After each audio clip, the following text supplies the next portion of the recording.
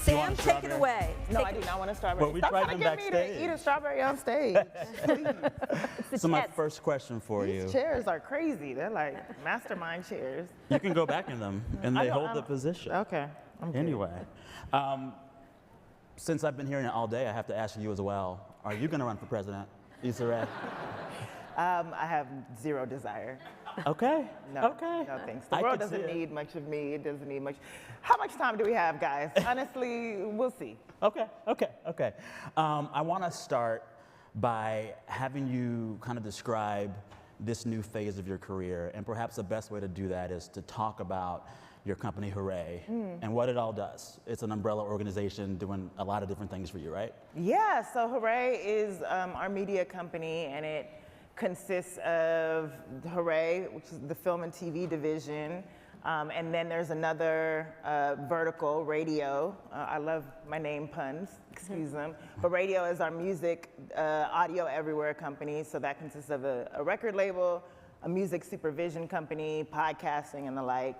And then there's Color Creative, which is a management company. And I think the best illustration of what we're able to do as a company, in addition to kind of outsourcing these different facets, is the show that we just came out with, Rap Shit. Yeah.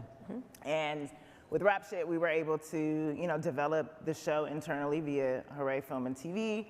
The music supervision side handled the music of the show, which was very, very, absolutely necessary and very prevalent in the show.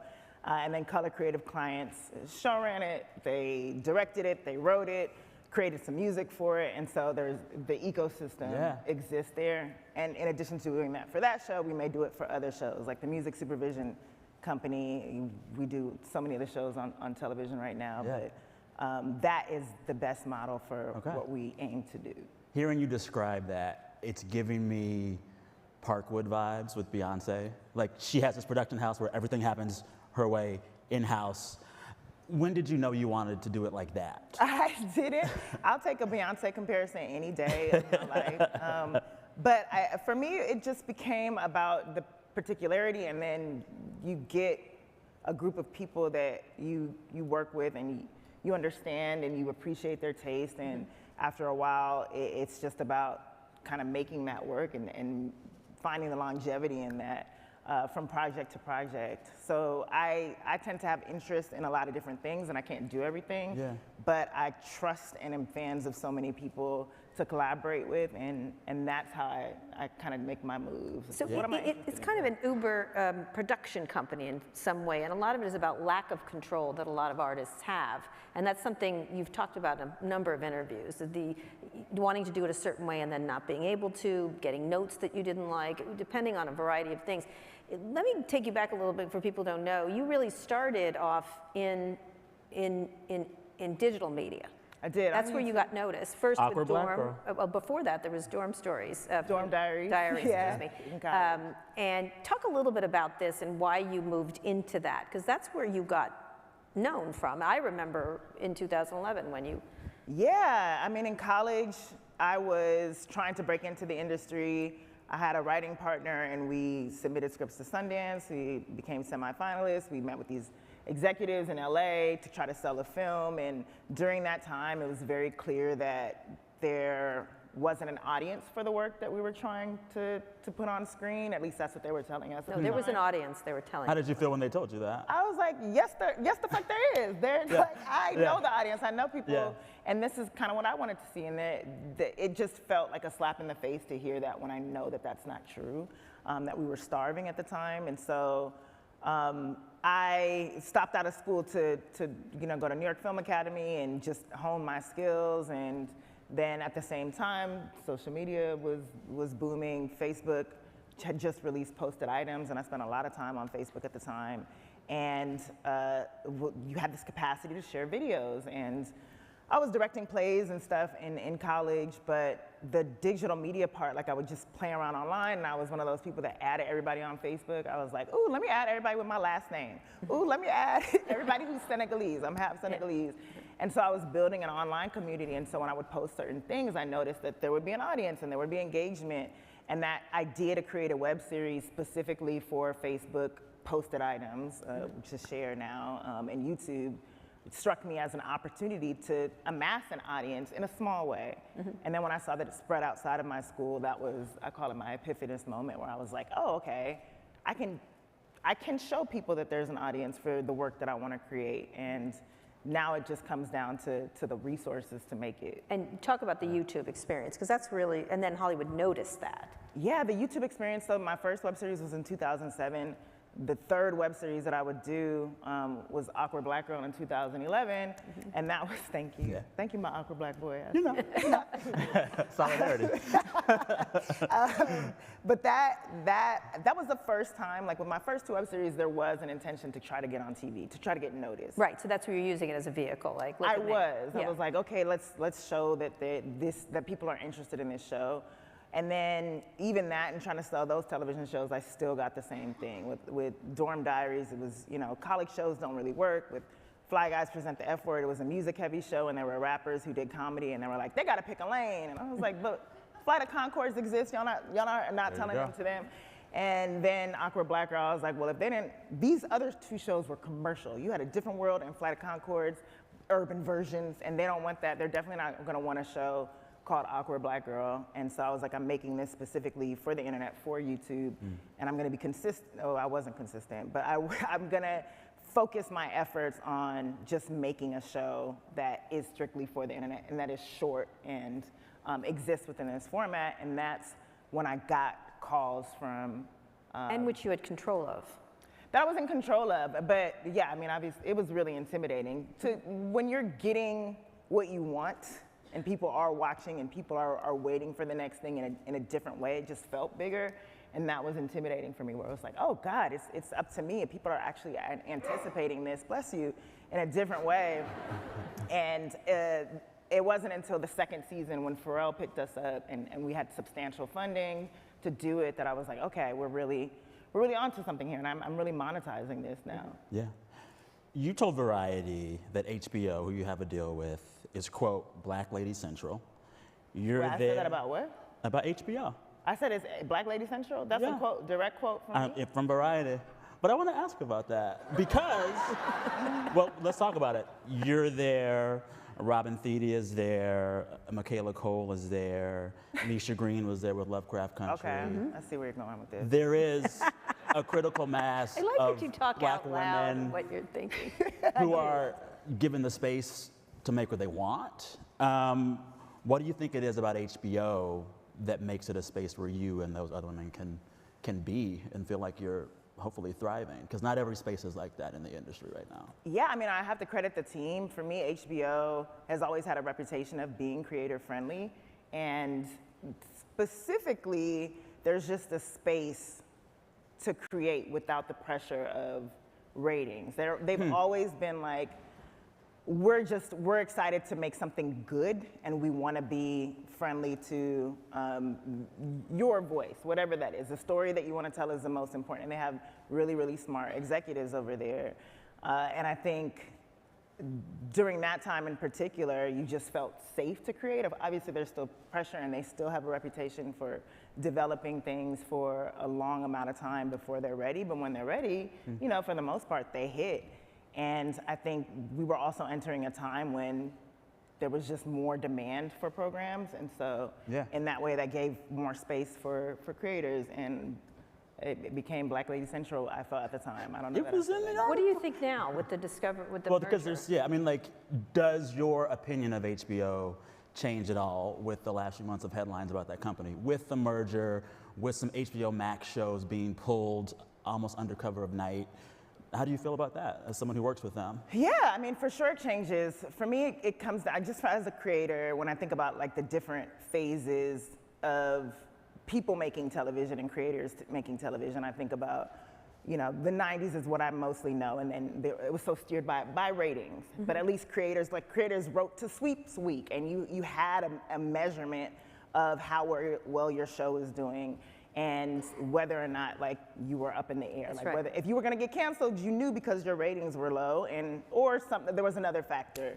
And now it feels like, and then again, I just mentioned this era that I entered with HBO, where I felt spoiled in a sense because the ratings didn't necessarily matter, and they were just about developing creators. And I think now data across the board is not yours. It's kind of hoarded in a way, so you don't even know do ratings matter or do they not? Okay, do ratings matter right now? Can I get access? Am I writing to it? And I think there's just a lot of confusion about how well creators are doing across the board. So that's why you get creators like surprised that their shows got canceled or their shows are getting put off the airs because they just don't have the information. They don't have any data whatsoever. And no one's sharing it. And it's also this other thing that's going on where, like, for every success story like yours in streaming, there are hundreds of other shows that people won't watch because there's too many. So last year, the official count of scripted TV across all platform streaming broadcasts was well over 500.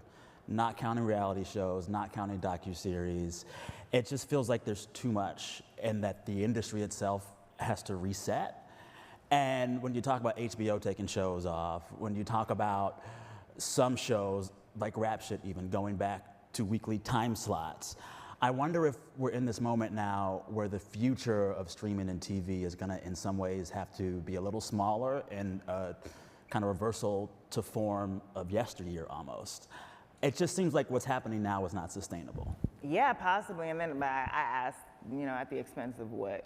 Because in some ways, I understand that completely. My rebuttal to there's too many shows used to be like, well, nobody's like, there's too many books. What are we gonna do? We can't read them all. Yeah. But now I understand, obviously, like there's. But they don't pull books. Well, I mean, they do pull books. But and book money is different than TV money, Yeah. And so I think specifically, like when I think about.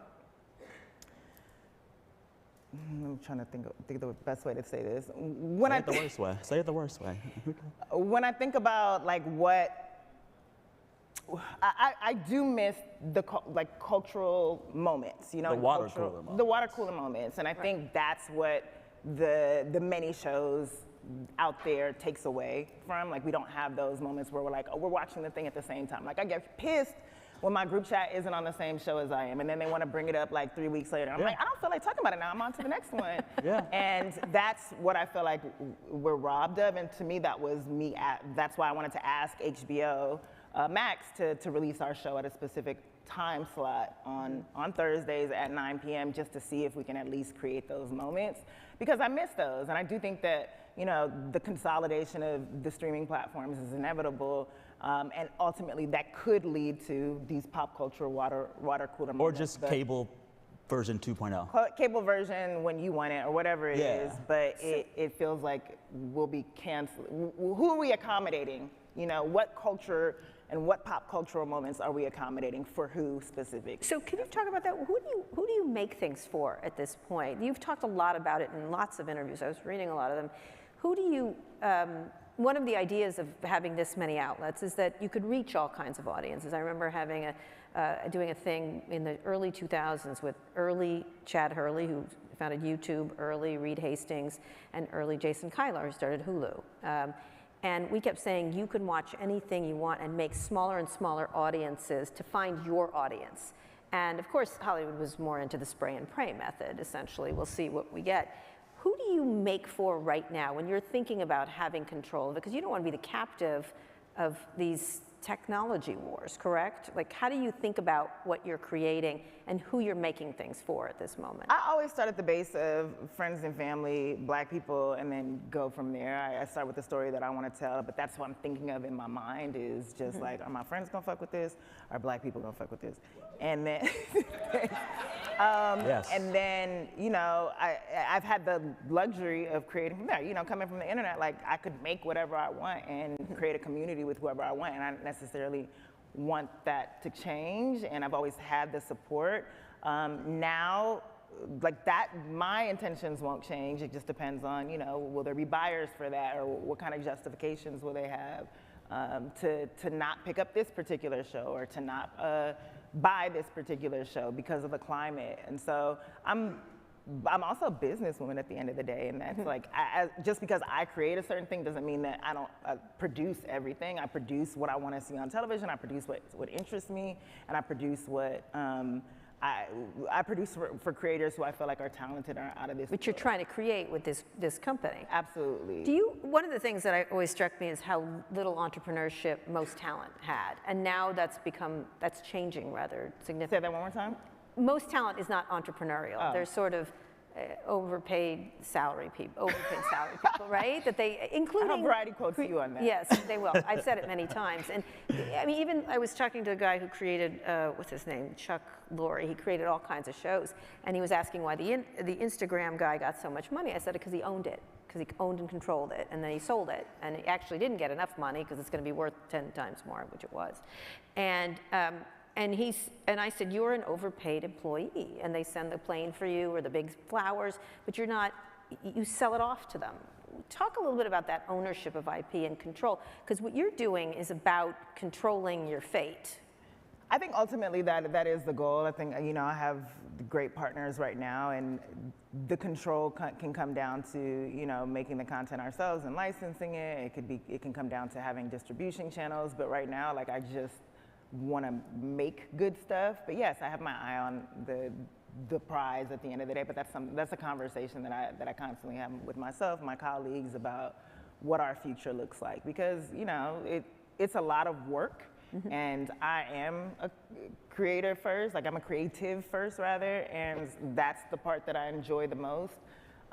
So just in short, those conversations are being had. When you become someone who is no longer just a creative, but you're also owning shit and running shit, how do you decide which lane you're gonna take? What I found really fascinating about Rap Shit, when the show was announced, it was like, oh, Issa's gonna be in this show. Issa raps, like this is you. And I read somewhere that the idea for Rap Shit was one of the early ideas for Insecure. And so there could have been a path where you just said, Rap Shit is my next show, I will star in this. You're not starring, but you're producing it.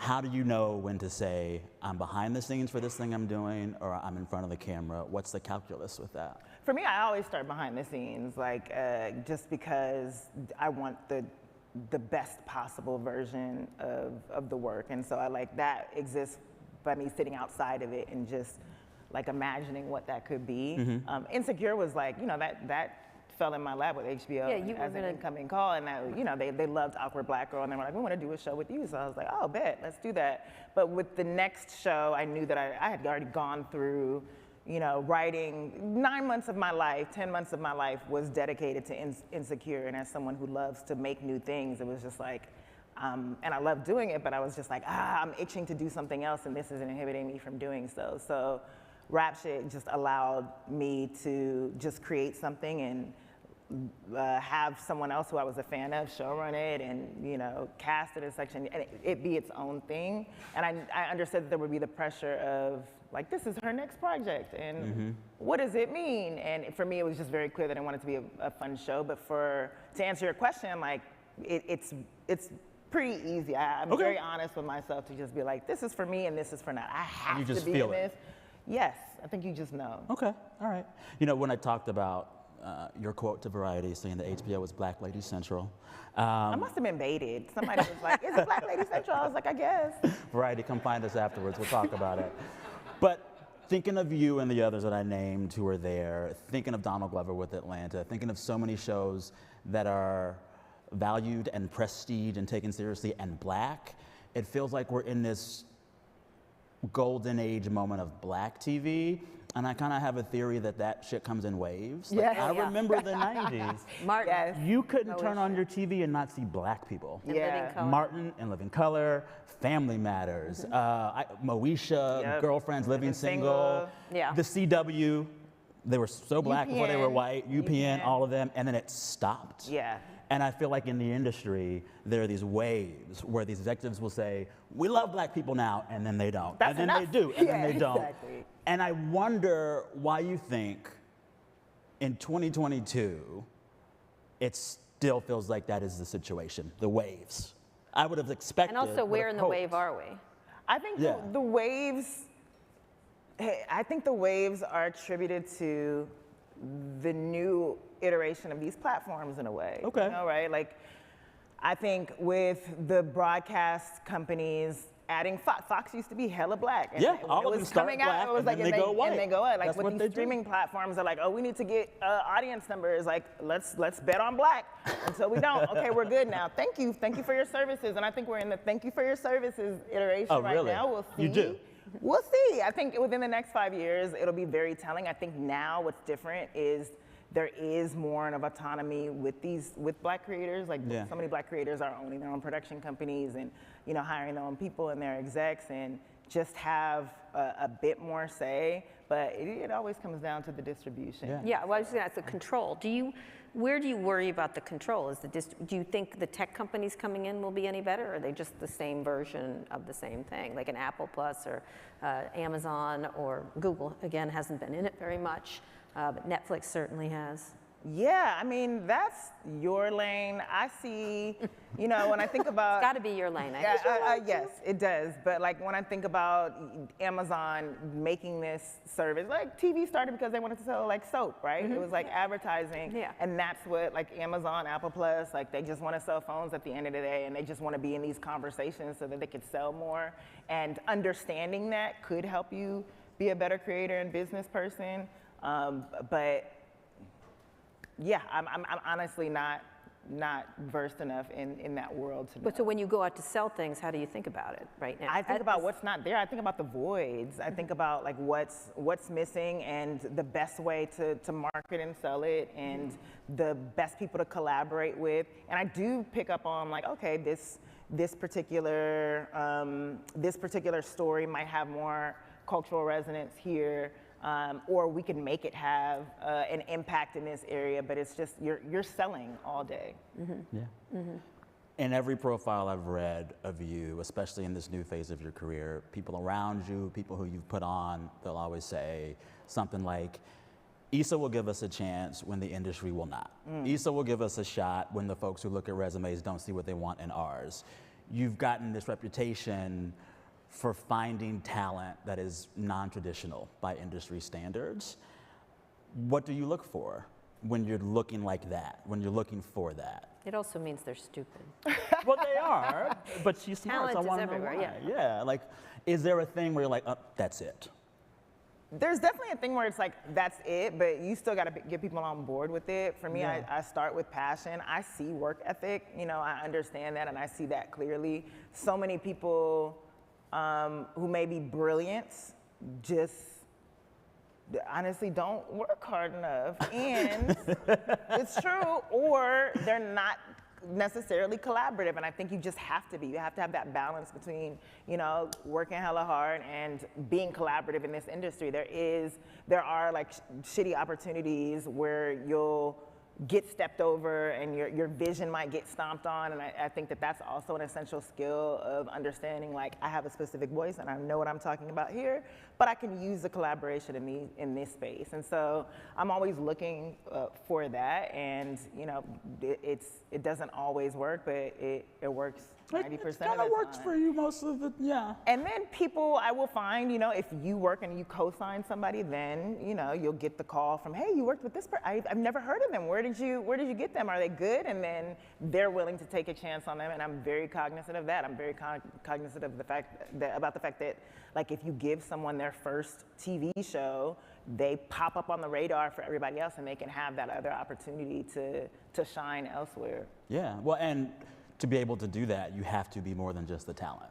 You have to start owning and producing and making so that you can then make those paths for people. Absolutely, but you also, I just got into a conversation with someone who was like, oh, you're in a position of power, so it's easier for you to take chances. And I was like, no, I was taking chances on people from jump because, I want to win and come up with people. And there's just something, validating about that, of just knowing that people are just as hungry as you are.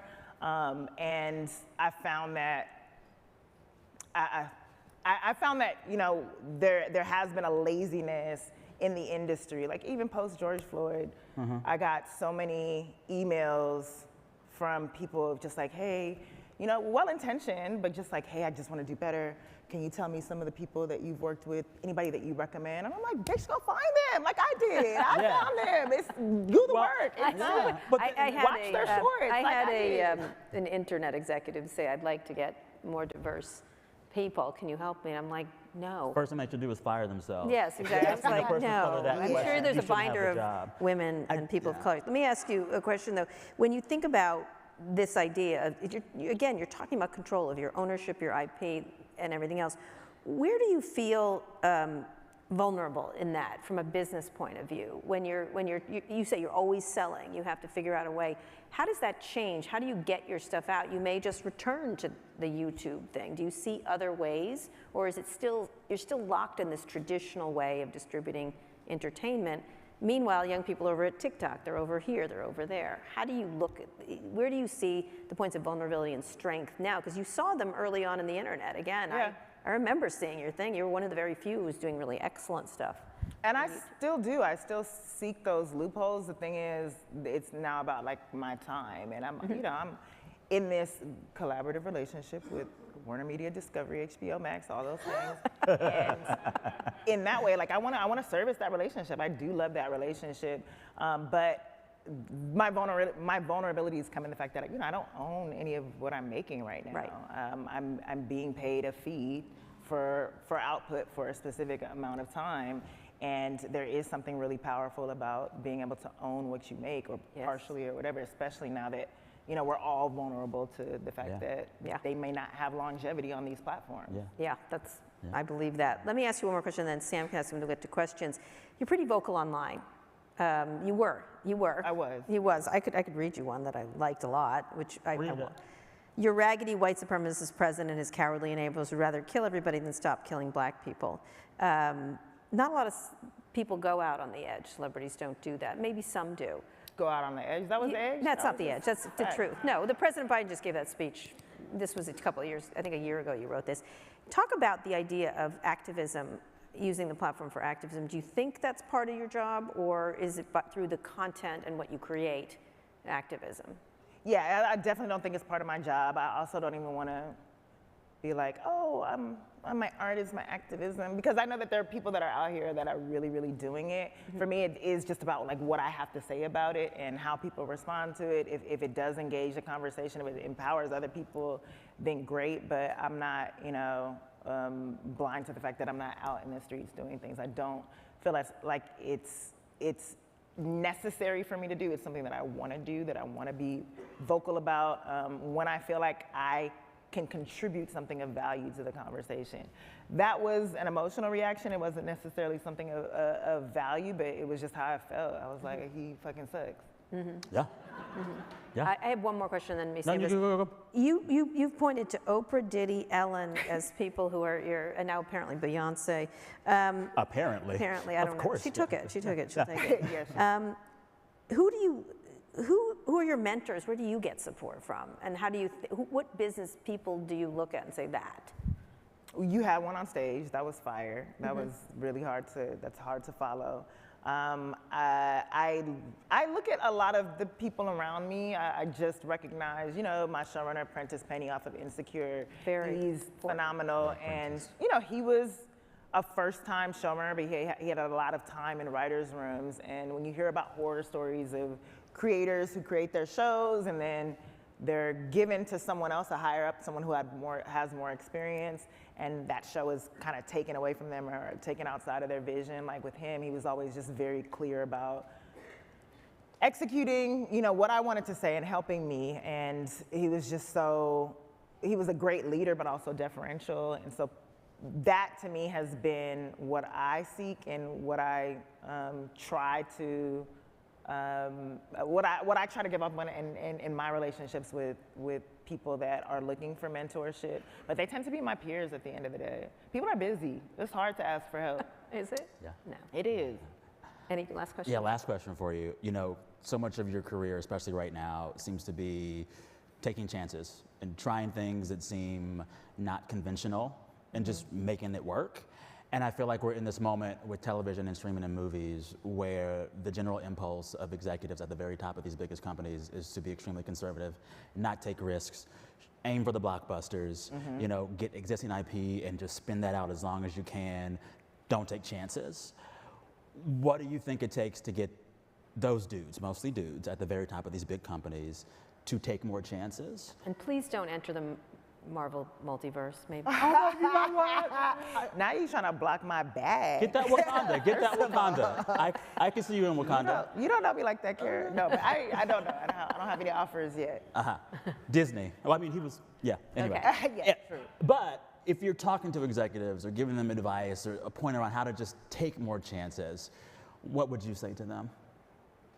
I would ask them, you know, why they got into this industry in the first place, to think about the content that inspired them, think about the shows, the movies that inspired them, and to consider that maybe that's what could sell. That's what we could go back to. Again, maybe that could be profitable if you just have faith and do it the right way, do a better job. Like, I think it's up to you to make sure that these movies are marketable and are well developed, and it is extremely lazy to just consistently rely on IP and, you know, these superhero films that will amass audiences, sure, but like, what are you gonna do when people get tired? I think I hear the common narrative that nobody's gonna get tired of these things. They are. Nobody's gonna get tired of these movies, and you already see that they just don't have the same impact that they used to.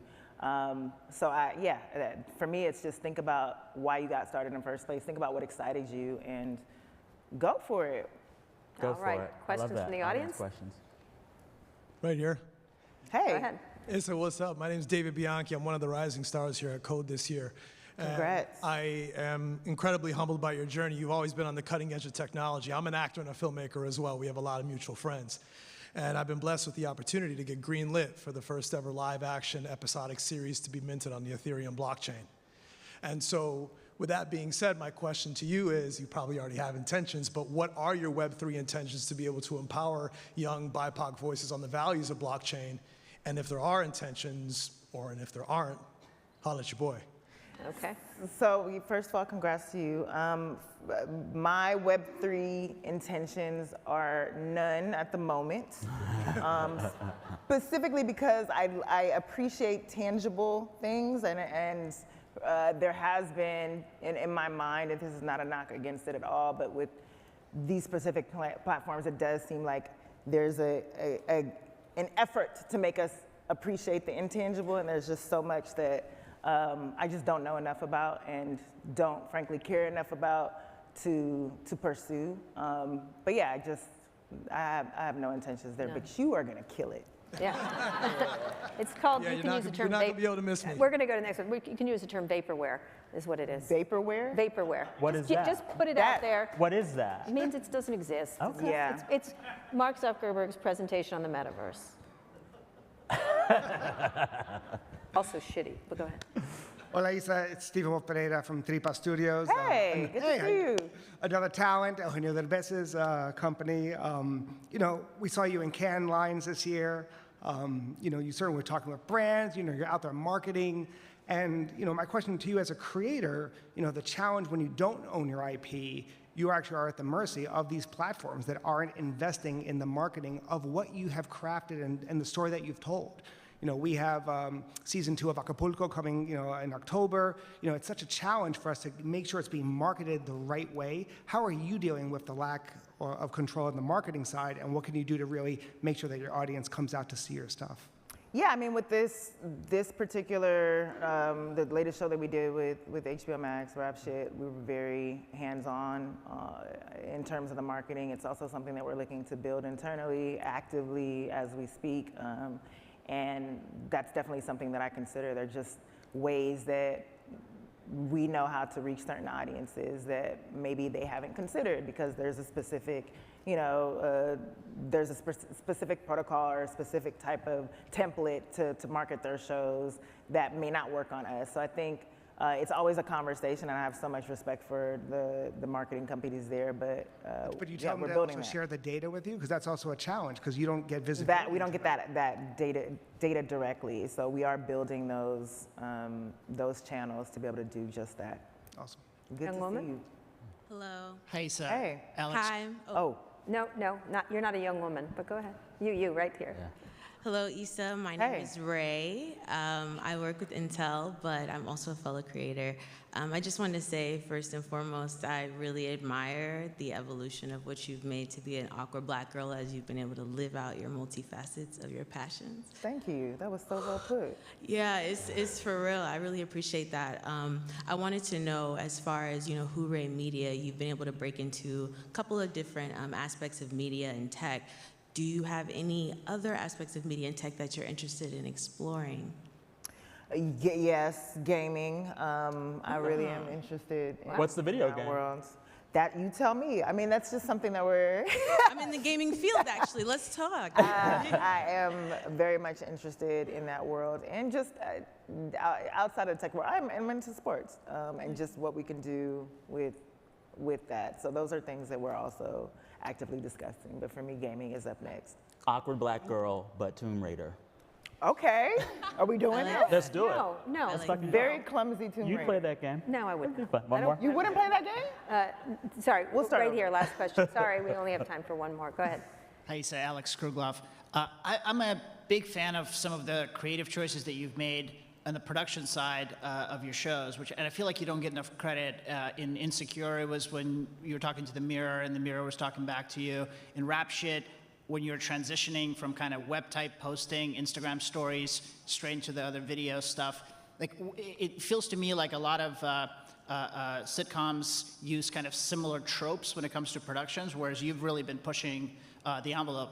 Is that a difficult thing to do creatively? And how does that process work as far as who comes up with it and why you decide to take those choices? Thank you. Yeah, I mean, it can be difficult with this latest show. I chose to initially start it from a social media perspective, just because I feel like you can't tell the music story and the music come up story without including the internet and social media.